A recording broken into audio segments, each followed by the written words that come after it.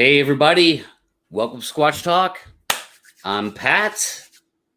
And with me tonight is the the only Sawdust Beast, Mark Newbill. He's here to talk squash with me tonight, man. So welcome to the show, Mark. How you doing, bro?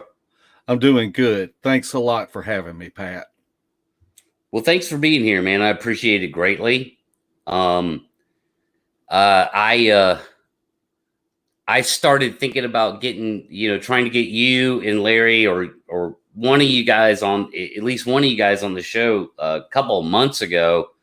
Even though I had talked to you guys before on a different channel, I was, guest hosting that night, and I thought you guys were interesting then. Yeah, I love the way you and Larry bounce off each other. You're very complimentary.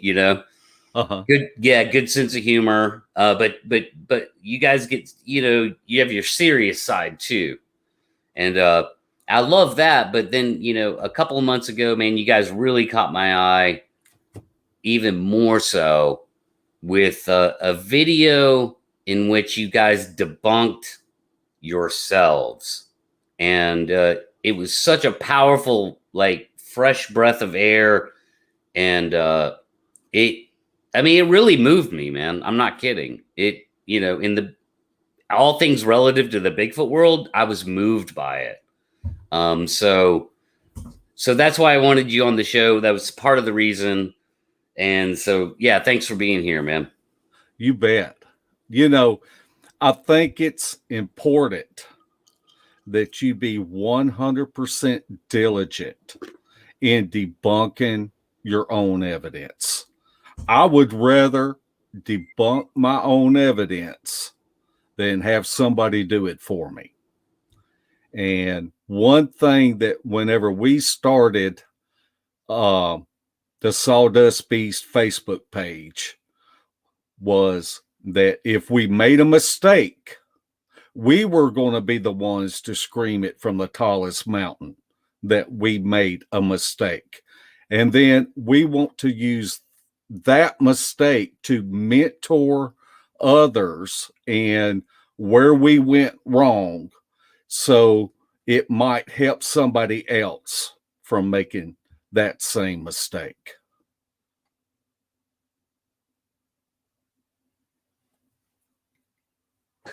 Sorry, I forgot I was muted. My bad. I couldn't agree with you more on that because I came up with these 5 points of criteria, and one of them is like, 5 points of criteria to be like a better researcher. And one of them is vet your own stuff. So before you take it to the public, vet it yourself, or maybe show your friends, or maybe somebody you trust in the Bigfoot world. No matter how good it is, at least vet it so that you can come to the table saying you vetted it. But you know what? I vetted it.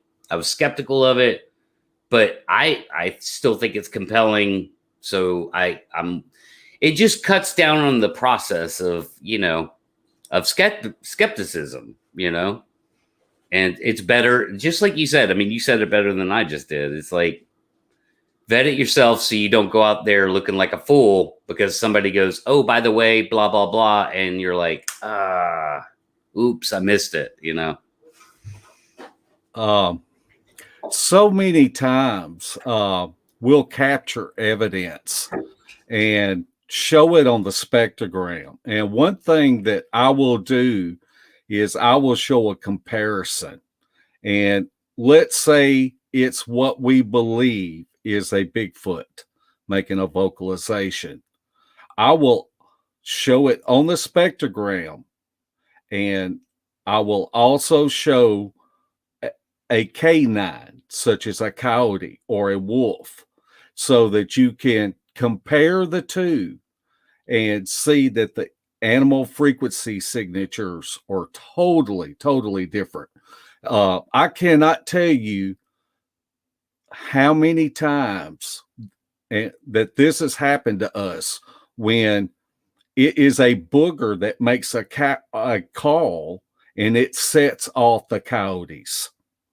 And so a lot of times that's what you'll see at the very beginning is a Bigfoot making I always say possible or probable, unless I actually see the Bigfoot make the vocalization. But what we believe is a Bigfoot vocalization, I want to show what it is and explain how it doesn't match any other type of animal that science recognizes. Yeah, and I think that's a fair way to do it, and I agree with your language. It's like probable or possible, whatever, right? Because it's kind of with audio and you don't actually get that visual to go with it. It's you know I have experience with that.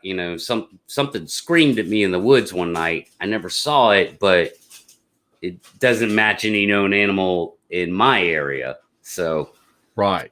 I can't say for sure. All I can say is, hey, that's what happened to me. But I'd like to talk about the video that you and Larry did, and you guys just decided to go live on air and actually live on air go through this sort of debunking of your own stuff. And again, like amazing. Like that just, that warms my heart. And so let's talk about the first video, which was you guys were out in the woods using thermal, and you got an interesting thermal hit, which looked very suspect of something kind of leaning around a tree looking at you. And that was interesting to you guys at the time, I'm sure. So what happened next? Well, I believe I sent you a video of Larry going up and actually looking at the spot to see it in the daytime, to see if we could see what it was. And we could not find anything. And it actually took us 3 trips back to this spot, and it was over a month time. Wow. But how many people would have thrown that FLIR up and looked and saw what we saw through that FLIR and hightailed it out of them woods and went screaming to the World Wide Web that they just had a Bigfoot looking at them? Yep. And that's not good for us to do that. We are very diligent and double and triple checking ourselves. One thing about that is this spot that we were in. We studied the topographical maps, and this was a good place where we've had success in the past in an area like this. And we will always take the low ground and give the boogers the high ground. We feel like that gives them the advantage to where they're more comfortable with moving in closer to us. So, and that's what we did. The second time that we went back, nothing happened. But that still wasn't good for us because we was not positive that what we were watching. I guess what raised the most doubt was it stood still for so long. And I remember Larry calling Kumbo and asking, how long have you seen a booger sit there and hide behind a tree and look at you? And he's seemed like he said over an hour or something like that. So, but the third time we went back, we saw it again, same spot. And so we went out at night and went up there and looked. And what it was temperature related as far as what was happening with the thermal, that it was below freezing. I believe it was 27 or 28 degrees, and there was a knot in the tree. And because of the moisture content that was in the air, it didn't hold water, but it changed the temperature inside of that knot. And the way that the knot was shaped, it made it look like a humanoid sticking halfway out from around a tree. And it did. That's that's exactly what it looked like. And so it was the third time you guys went out, you saw it again, and you were I guess you were brave enough to like just say, screw it, we're gonna walk out there and see what's at this tree. Pat, that's what we're there for. Yeah. So that's when you realized, oh, like that was the moment you realized, yeah. And then you figured it out with the moisture and all that stuff. Yeah. Well, we didn't know then, but we knew that Shelley Reed does all of our documentation for us. And this is documenting what happens when it happens is so very important. I could go to Shelley and say, what happened back in 2016 on so-and-so, we name all of our little outings or expeditions and what happened there. And she's got a stack of composite notebooks, and wow. And she will go back and look, and she'll say, well, the moon phase was this, the temperature was this, all of the weather conditions, what we were doing, when we arrived, what we saw. We back everything. We always run audio recorders.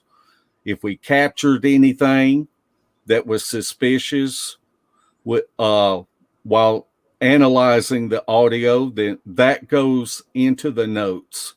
And so that's really to help us out.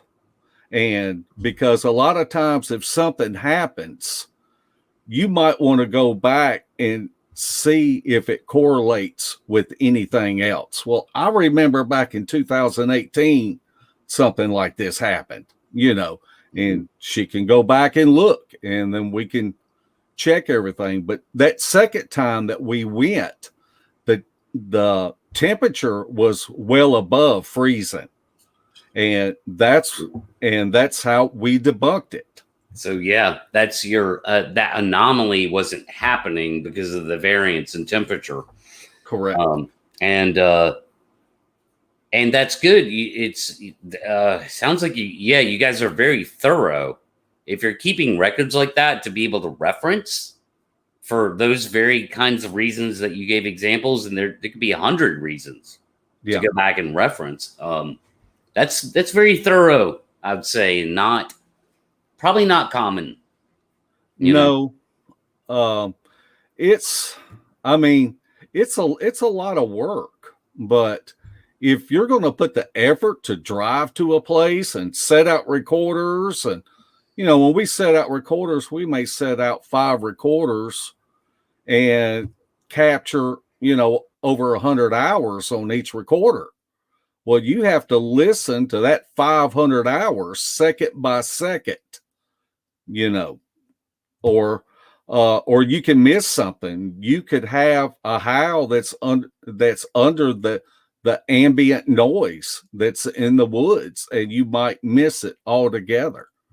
So it's important to put on headphones and listen to it. And that's one thing that's why we started the Sawdust Beast Facebook page, was because we were going out and setting out 5 or 6 recorders, and we were ready to go back out in the woods and wasn't even a tenth of the way through analyzing them. So I thought, well, let's start a page and maybe we can train people that would want to help. I mean, you could be homebound, but yet want to contribute to the Bigfoot community. And this is how you could do it. And so I have wrote up protocols. I've got video tutorials, and anybody that I've trained one-on-one.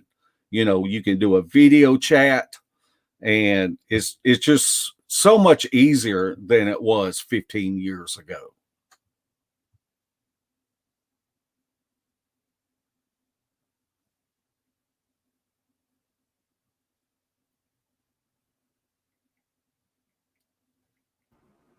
Sorry, bad habit of not unmuting.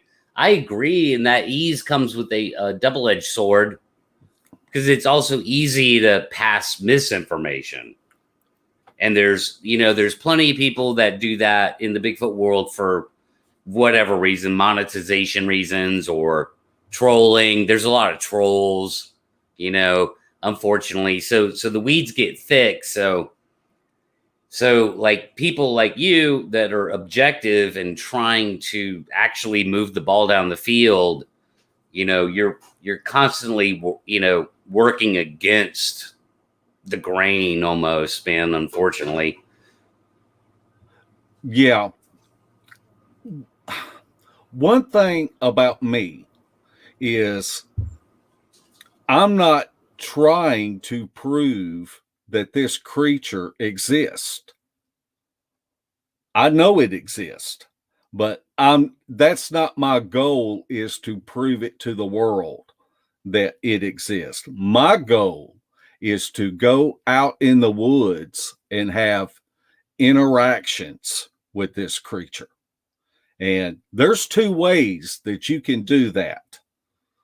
You can study the topographical maps. You can talk to other researchers that go out looking for this creature and having success, or you can go to a place that where you know that they're at, somebody that calls you and they've got a nuisance Bigfoot around there. And so those are the two ways that you can put yourself in a position to have interactions with this creature.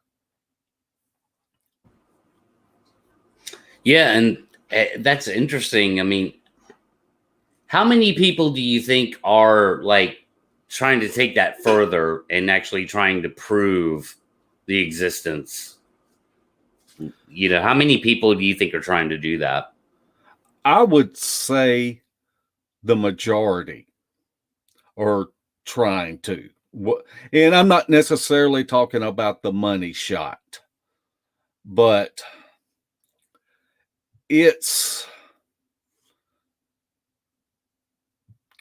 to me, it's just more, it's what you want to do. If that is your goal, to want to prove it to the world, I think that's fine and dandy. But go about it the right way. I mean, Pat, how many people do we know that every time they step out in the woods, they claim that they're looking at Bigfoot, or they've captured this, or draw a red circle around this picture, or whatever? And I think there's too much of that going on. And that's why it's important for me to mentor people that might come into our like little loop of friends and ask to go out and for us to show them things. I would not be where I'm at now if it wasn't for pillars in this community that's taken me under their wings and taught me things that it would have taken years for me to figure out on my own. Yeah, that's a powerful statement. And you're right. The learning process goes on, but I think it can only be done in a truthful and objective way. Obviously deceit, any kind of deceit is going in the opposite direction, so. Yeah. You're going to have those, and probably every community does, whether if it's ghost hunters or UFO folks or whatever. To be honest with you,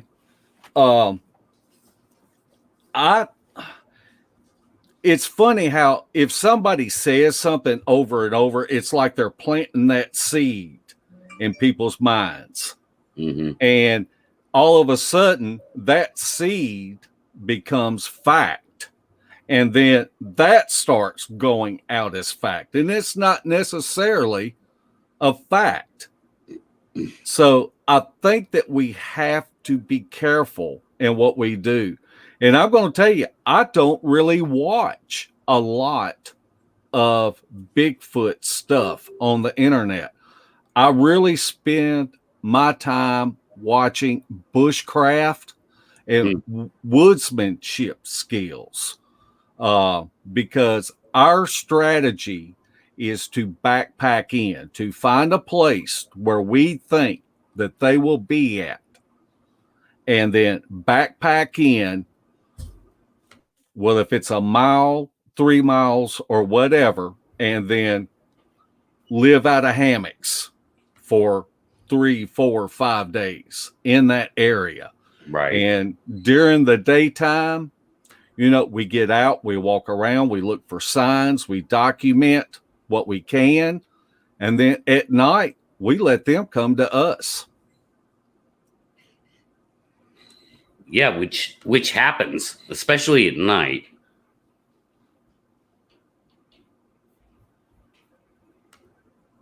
Uh-oh. You there? Yeah, I'm here. Okay. Yeah, like at night, especially at night, that's when you're probably going to get the most activity.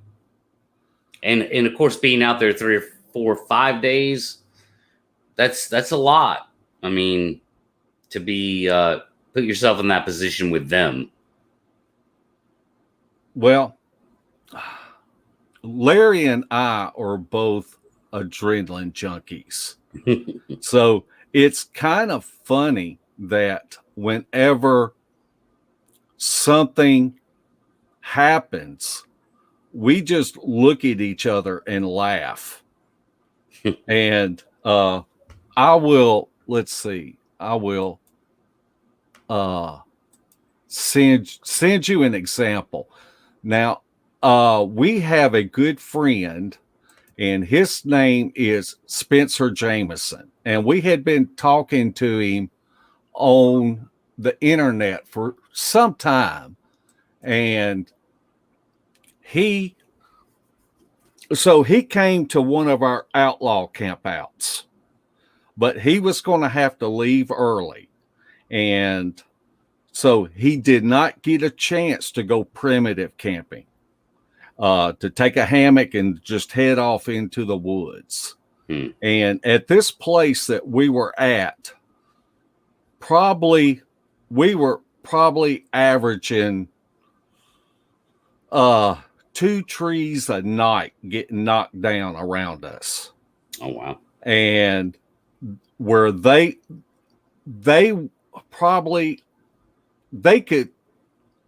hiked up on the ridge where we were down in the holler, and had a tree pushed over really close to them. And I've got the audio pulled up now. Okay, I'll add it. That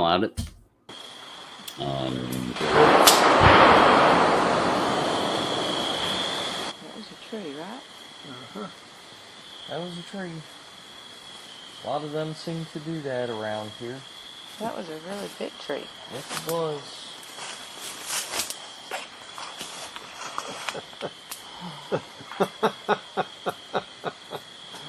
Oh, I love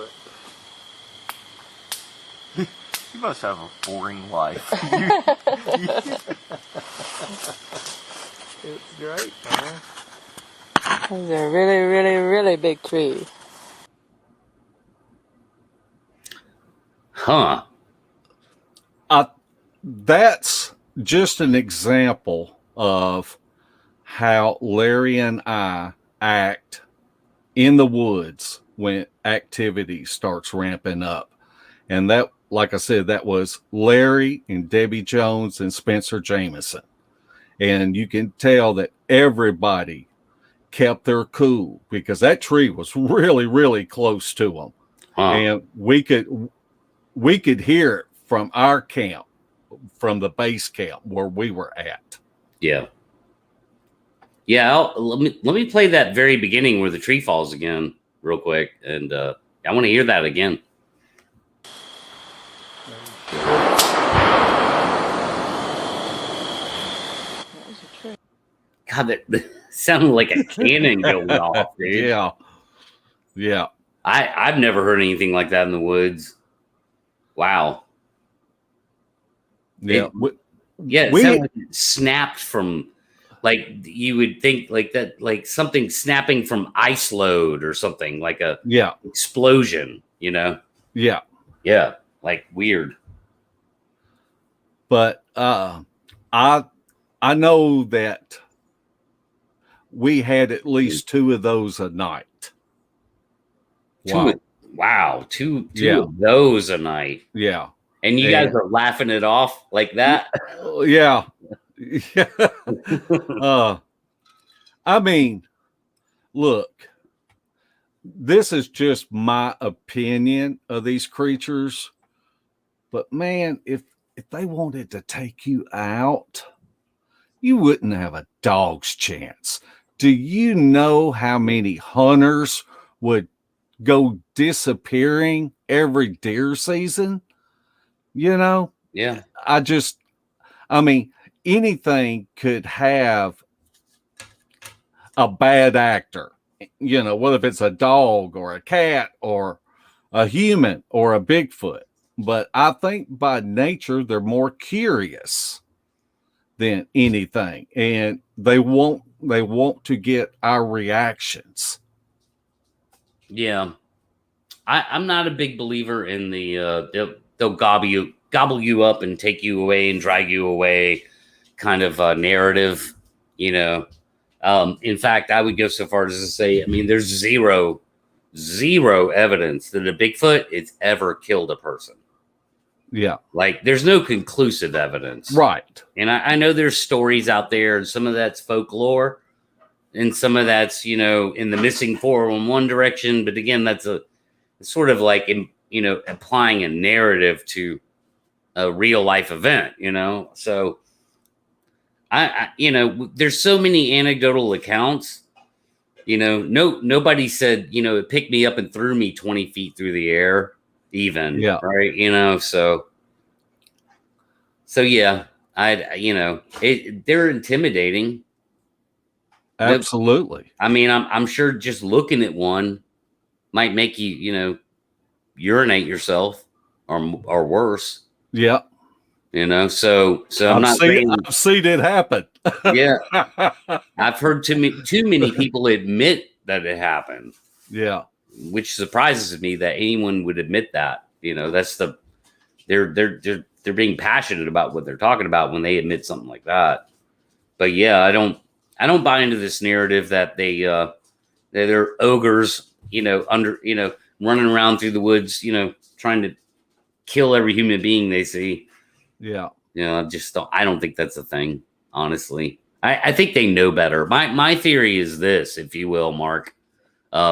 I think they know better. Even if they wanted to kill somebody, I think they have to understand the concept of if one goes missing, 100 more come. Pat, I have said the same thing. Yeah. I think that these creatures are intelligent enough to know that. So do I. And I think it is ingrained in them to stay away from humans. Mm-hmm. But on the other hand, I feel like that they're curious animals. They would almost have to be. Because I've Yeah. had too much stuff happen to me out there of like trying to see how close they can get to us. And I've got, let's see, I have another clip that I can give for an example. And we played this clip at the beginning of each of the Beast TV podcast. And this was an audio that I had captured. And the backstory is I was speaking at a conference in Oklahoma. And the Sisters of the Moon was speaking there. And that's how we met, the Sisters of the Moon. But everybody was in like a base camp. And I'm maybe I'm dumb, but I would rather go out by myself into the middle of the woods. And that's what me and Larry did. Was we went and set up hammocks probably a mile away from the base camp in an area that where I had already knew that there had been a sighting at. And so when we got done at the base camp visiting and such, we jumped on my four-wheeler and went to this primitive area. And we were tired. We were slap tired. I had done spoke at that conference, and the Sisters of the Moon had spoke there. And then after that, when it got dark, we went into the woods, and it was way late in the early in the morning. And as we were getting in the hammocks, we heard this scream. And if you want to play that scream, you can play it. You ready?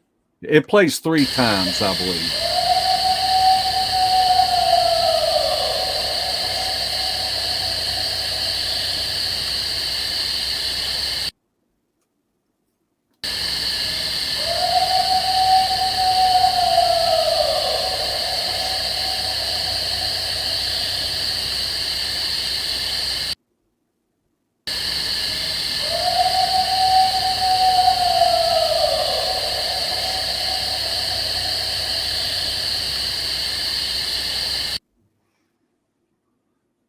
I'm going to tell you, that is the closest that I have been to one that let out a scream like that.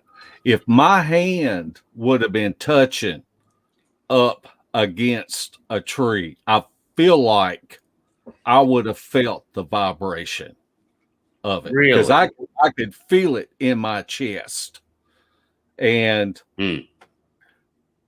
Larry and I was about 25 feet apart, and we were basically getting ready to kick off our shoes and climb in our hammocks. And we had our night lights on, and I remember just seeing his light pointing at me, and I'm pointing at him, but we were totally exhausted.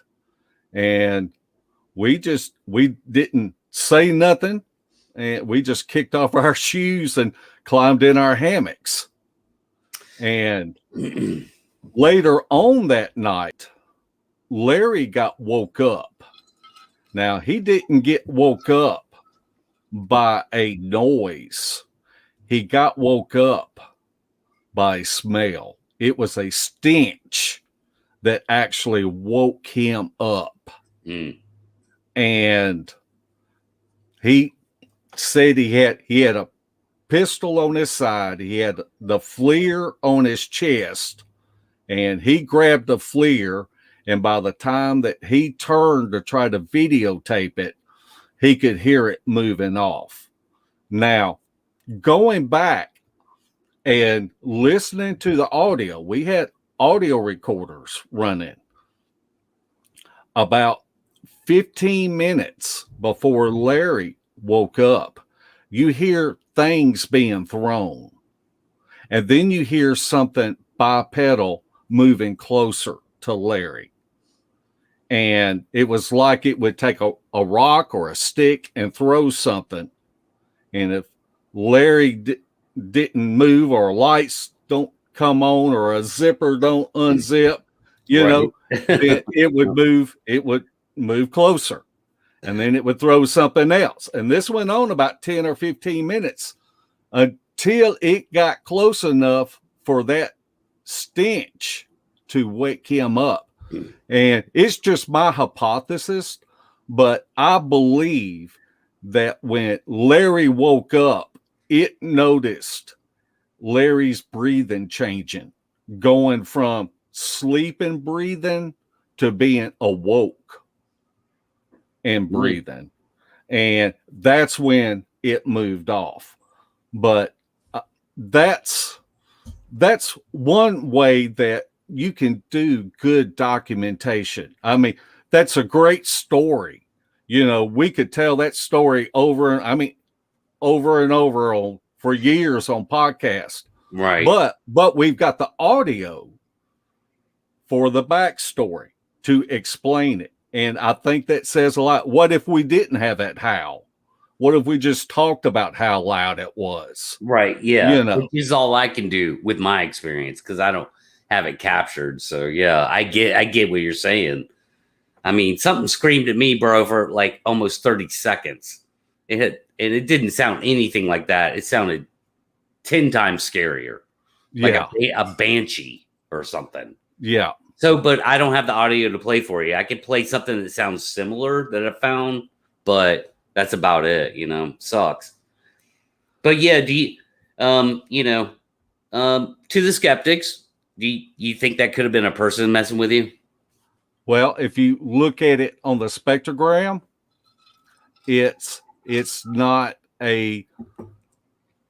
it stays between that 300 and 800 hertz. And a human cannot make a vocalization and not get over. It's going to at least be 2000 hertz. So it could not be a human. That eliminates it being a human. It doesn't sound human to me, and it doesn't sound like a yote either. It doesn't. It just, yeah. I don't know what that is. Yeah. Yeah. I will fairly admit to you, I don't know what that is you captured. And if it, the spectrogram evidence is very important. I'm glad that, again, you took the time to vet it properly. And before being in public to say, hey, this is something we captured. We thought it was interesting. Yeah. You had the anecdotal account. You're sitting here saying, man, I'm telling you, it was so powerful. I probably could have felt a vibration of the tree. That's how powerful it was. But you also provided the actual recording. So you're doing the right thing, man. Not that you need my validation. But, Well, we like to be able to help people out that are interested and wanting to learn how to analyze audio, what to listen for. Shelley Reed is one of our trainers, and she is fantastic at teaching people. And because that's what, I mean, let's say you're interested in an area around you, and you can only put so much shoe leather down. I mean, we all work, we all have to sleep, we all got family and lives, but man, you can set out a recorder and let that thing run 120 hours. And you can find out what goes on in those woods when there are not humans around. And that's an important thing to find out, is when you actually take people out of the equation. That's something I've been focused on for a long time, is, what kind of results you get when you take people out of the equation, I think is a very important thing that a lot of people don't focus on enough. I'd like to show an example of someone that we have been training, and her name's Centuria, and she lives about 3.5 hours from where we're at, and she's came to our meet and greets and shown us pictures from a previous property that she owns. And at the last meet and greet, she played for me this audio clip, and I thought, man, that does sound like a booger. And so, and I told her to email it to me, and she emailed it to me. And what I like about this, Pat, is she works with law enforcement, and she has a cadaver dog. And I could tell another story of what this dog did, but this dog goes to barking, and the dog, so it's a canine, which is in the family like coyotes. And this is a good example to see of what we believe is a Bigfoot vocalization versus a canine. And it's a night and day difference on the spectrogram that you can see. And so she invited me out weekend before last to look at this area. And I'm going to tell you, we found tree bow after tree bow after tree bow, X's, all kind of tree manipulation on this property. And then now she has this audio that we've done on the spectrogram for her, which backs up the stories of things that have happened on her former property. So that's a whole lot better than just telling a story. You've actually got something to back it up with.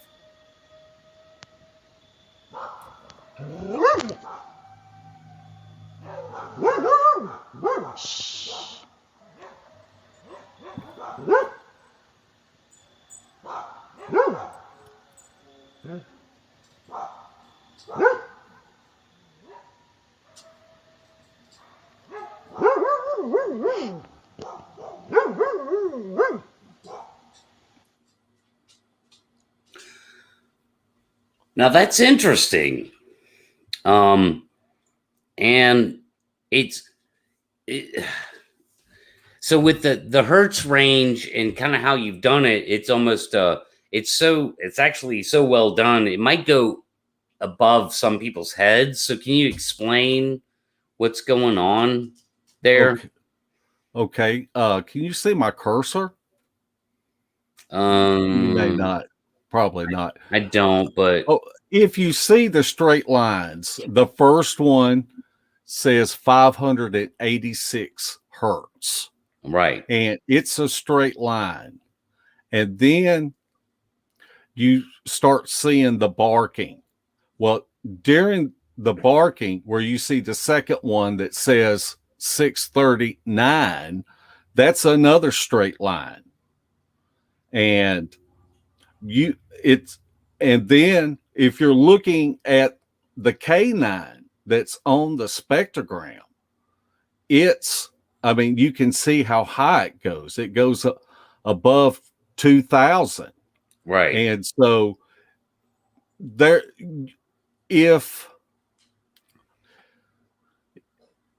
I have gotten audio from people where they believe that a booger mimicked an owl, and you can see it on the spectrogram that it will not get above 800 hertz, where a bird, the bird spectrogram looks like upside down V's stacked on top of each other, and they'll go up to at least 1500 hertz. And that's how we believe that they actually captured a Bigfoot mimicking an owl, because it was not an owl that made the vocalization. Yeah, and that's interesting, because the spectrogram breaks things down in a much more technical way than, like, I think most people are used to, you know. Uh-huh. But I definitely I agree with you that there's definitive sort of parameters to gain out of a spectrogram. It's not, in other words, it's not going to lie. It is what it is. It's going to capture the the frequencies it's getting, you know. Yeah. So yeah, I think this is actually important data. You know, it could be broken down more. It could be analyzed. I mean, you know, here it is. You know, it's here for, you know, anybody can analyze this, you know. And I always say that it's there for you to make your own call. I'm just going to put it out there and tell you what my opinion is on it. I'm not going to try to prove it to you. I'm not going to try to convince you. One thing that I do, if somebody sends me a audio clip and say, I have captured a booger, and I run it on the spectrogram, and it's without a doubt a coyote, I want to be kind. It don't cost any money to be nice to somebody and to explain something. I agree. So what I will want to do is to show them on the spectrogram what their captured audio looks like versus what we believe is a Bigfoot animal frequency signature, and let them come to their own decision. And, you know, if they want to say, well, I know what I heard, you know, well, I'm not going to argue with you. I'm not going to call you out. It's not that important to me. Right. I think it's important. It's important for me that when I look in the mirror, that I'm seeing somebody that is honest and kind-hearted to people. And how many people want to shoot somebody down because they catch them with a mistake? And I don't want to be that guy. Right. And that's fair, you know. And I'll say this to the other side of things, to if you're going to be skeptical or you're trying to vet something, you know, ask fair questions. Don't just ask fair questions. That's all you have to do. You don't have to be an asshole about it. You don't have to be authoritative sounding or make blanket statements like, oh, that was just a person, or oh, that was just a bear, when you weren't there and you probably don't know anything about spectrograms, right? You know, so yeah, I think to ask one side, you know, the presenter should be fair and transparent, and the person wanting to vet it also should be fair. Yeah. You know, I think that's the only way we ever get through. I mean, hell, dude, that's what scientists do. Yeah. That's what published scientific journals are all about. I mean, Right. those guys tear each other apart, to be honest with you, you know? So yeah, let's Uh, be I, that way. I'm not going to talk down to anybody. I don't care what your experience level is. And I have probably taken over 50 people out for Mm. their first Bigfoot outing. Wow. And I'm going to tell you, if you look at it as these are greenhorn rookies and they need to listen to me like a general, you're forgetting that this is a hobby. And you're just I hate the word researcher. I really do. I like the word enthusiast. I consider myself an enthusiast. And because I don't have any type of education that I could actually prove something, but I can find tools out there that I can use that can aid me in what I need to do. And I'm going to tell you, that person that's never been out on an outing, you can learn something from that person.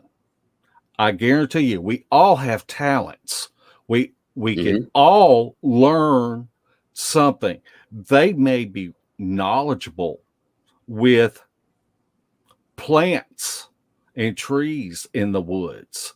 And to give you an example, I remember one of the first times I went out with Cheryl Corntassel, and me and him, we were hiking what we believe was a corridor, and we're just walking and we're looking for signs, and he just pointed down and he said, "That plant right there, they used to make my doll out of." And I thought, Hmm. man, I want to be that guy. Right. I, Yeah. I want to be able to identify my trees and my plants and tell you if you can use it for medicine or if it's a food source or whatever. And we could all learn from anybody, and we should be looking to learn from people. I agree 100%. Especially people with professional skill sets, like you just mentioned, and you never really know like what that professional skill set might actually add that you never expected. Um, like all the obvious ones, like tracking, skill, like things like that, are extremely useful, right? If you're trying to actually go find prints and document activity. But you never know, man. So yeah, somebody could come along that had some other niche that fits right in, and it's like voila, right? Yeah. So yeah, I agree, dude. Nobody should ever go out there with some Bigfoot ego and say, "Well, I'll show you the ropes, kid." We should all we should all be humble about it in every way we can. And things that we do know, when we find people that are eager to learn, we should mentor those people. Yeah. Me and Larry hooked up with two enthusiasts up in Ohio, Kane Michaels and Eric Tipton. And we have been going out with them for the past, I don't know, 5-6 years. And it's really funny that, we didn't know each other before we were in the Outlaws, but we had the same perspective into going out and looking for these creatures. And they had been doing it probably 5 or 6 years longer than us. So their learning curve was much higher than us. But we were able, nobody looked down on each other, and we were able to come together as a group of four. And if we're out in the woods and somebody has an idea about something, the person that's talking, the other three are listening just as if it was their own idea. And so many times that people just want to say, oh, that ain't going to work, or I know a better way, or whatever. And I think that's why us four mesh really well together. I mean, yeah, dude, it's all about learning. You can't get stuck in your ways if you're not bringing evidence to the table. Like, it's kind of simple. Like, I love the idea of, casting a wider net through knowledge and sharing knowledge. I love that idea. I'm actually a promoter of that idea. I have my own skill set to bring to the table, my own ideas, my own tactics, So yeah, I'm learning how to like properly sort of integrate that with because boots on the ground stuff is like all over the place. Audio, video, thermal, it's very diverse. Everybody kind of has their own thing they drift towards, Yeah. I know only like love to do audio that, but they're good at it and they have the equipment for it. So, there's got to be something, man. There's got to be something we could do. There's got to be some special way to like put 10 different teams in 10 different parts of the country that have this good mixture of things like we're talking about.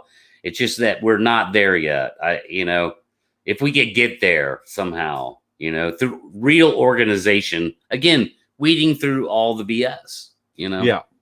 Yeah. It's really, it can be so difficult. And I'm able, things that bother me, I'm able to put it in a box and push it away from me. I am not going to allow somebody to take up free rent in my head, and just because of the way they think and the way that they do things. And that's what I tell people that are interested in getting started in this.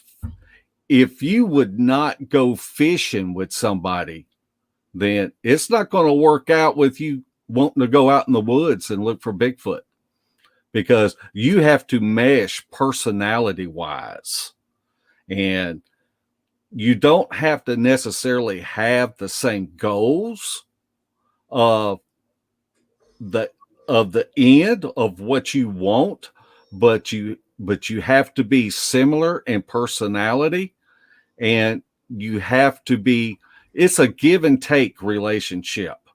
And it's like a marriage. And if one person isn't given and taken the way the others is, it's like a band that's going to break up. Yep. No matter how good they are. I agree, man. It's an uphill thing, but I see things coming together in a way that I never used to see in the Bigfoot world. And I see exponential progress. Question mark. I think I see it. So hopefully that will continue. And if it is truly exponential, then that effect will happen. But in the meantime, all I could do, man, is honestly sit here and have these kinds of discussions with people who are either like-minded or I consider you an objective guy. You have objectivity. And so the more people I can talk to, the more people that I can broadcast those kinds of thoughts and things to, again, man, that just makes the net bigger. Yeah. And that's sort of the narrative of my channel. And kind of is with you too. And I appreciate you being here, man. I am actually, guys, just so you know, like I'm actually going to wrap this up early because Moggs, Mongolian Monster, he's doing his 100th show tonight. And And so I'm gonna step out of the way and send all you guys there. So you guys raid Moggs' channel. Whether like I'm sure there's people in here who know who Moggs is, and there's probably some that don't, but I'm gonna post the link, and like you guys go there, raid his channel, say you came from Squatch Talk or whatever. And let me say something about Russell, or Mogs, as most people call him. Yeah. I've actually been fortunate enough to have been in the woods with him. And so that the very first time that he really went squatching, it was with me. And I'm going to tell you, the guy is level-headed. He is the kind of guy that you would want with you. He's even keel. I like even keel people. He's very grounded, and he doesn't jump to conclusions. And so he is a fine researcher in my book.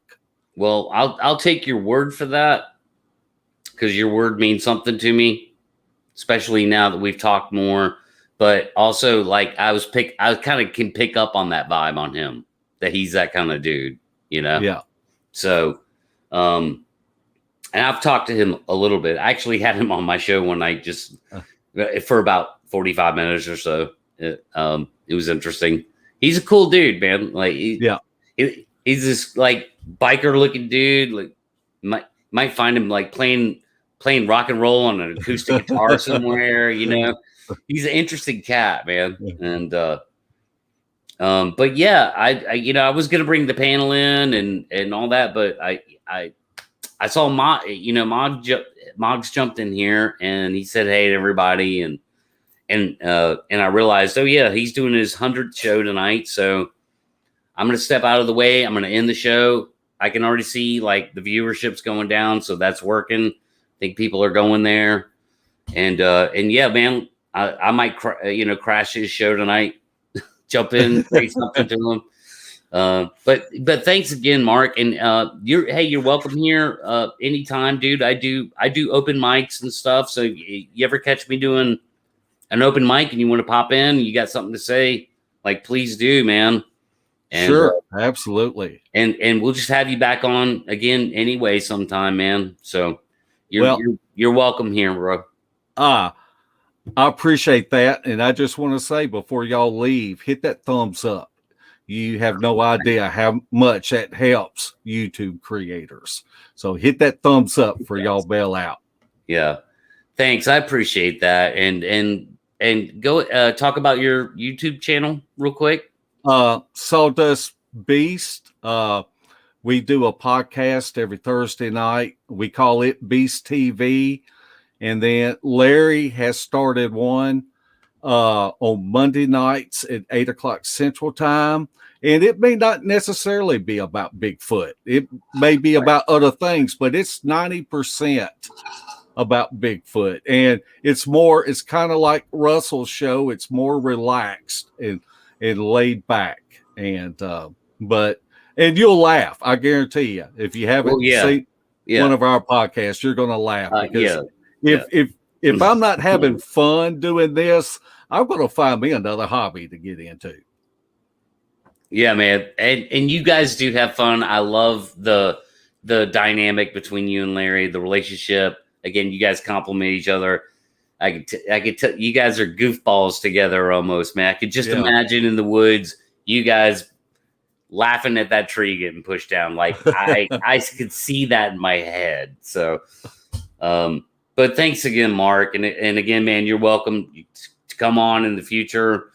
Sometimes we just do kind of free for all nights, or I might do an open mic, and you're welcome to be a part of that anytime you want to, man. Just hit me up or whatever. Just jump right in, man.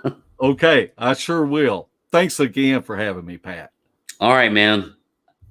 And with that, I'm going to wrap it up, guys. You go check out, I posted the link in the chat to Mongolian Monsters channel, Moggs. And you guys rate it. And tell them Squatch Talk sent you. All right, man. See you later, Mark. Okay. Good night, everybody. See ya.